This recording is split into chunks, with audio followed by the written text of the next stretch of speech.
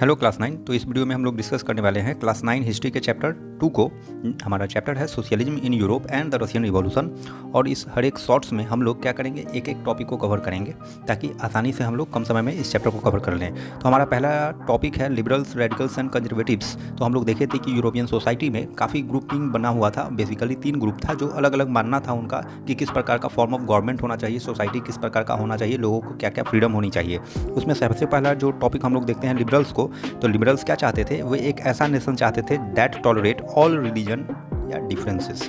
मतलब वो एक ऐसा राष्ट्र चाहते थे, ऐसे राष्ट्र की कल्पना करते थे जहाँ पर सारे धर्मों को जगह मिले और जहाँ पर हर प्रकार का जो डिफरेंसेस है रिलीजन के आधार पर या सोच के आधार पर उसको जगह मिल सके। दूसरा हम लोग क्या देखते हैं कि they wanted to limit the uncontrolled power of dynasties. जो भी राजघराने थे या राजा था या जो सत्ता था उसका जो अनकंट्रोल्ड पावर था उसको सीमित किया जा सके।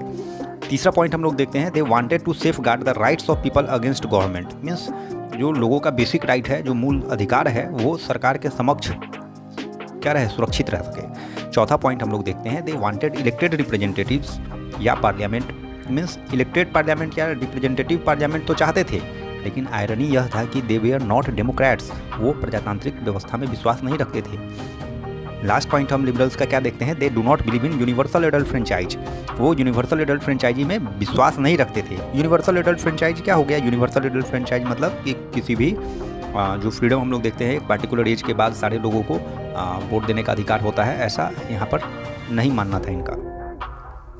नेक्स्ट पॉइंट हम लोग देखते हैं रेडिकल्स के बारे में। तो रेडिकल्स क्या चाहते थे, तो दे वे तो गवर्नमेंट चाहते थे वो मेजॉरिटी पॉपुलेशन के आधार पर होना चाहिए था।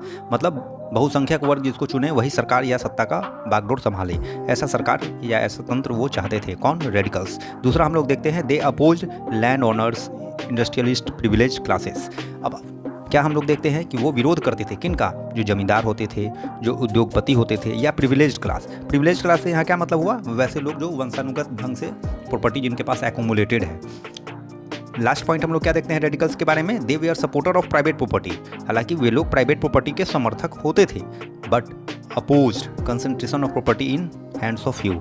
लेकिन कुछ लोगों के हाथ में जब ज़्यादा संपत्ति हो इसके विरोधक थे, इसके विरोधी थे। कौन? रेडिकल्स लोग। और लास्ट हमारा टॉपिक है कंजर्वेटिव्स। कंजर्वेटिव्स के बारे में हम लोग क्या देखते हैं, they were against the liberals and radicals. मतलब ये कंजर्वेटिव्स जो थे वो लोग लिबरल्स और रेडिकल्स के विरोधी थे। तो थे कौन?